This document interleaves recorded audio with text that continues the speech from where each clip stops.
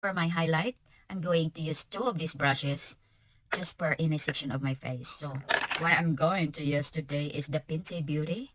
This is this highlight right here. Okay, like a champagne. So first, I'm gonna do highlight on my the brow bone.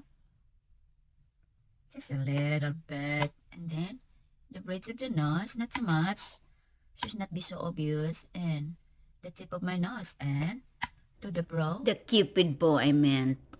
I'm gonna switch Alright. my brush for my hair.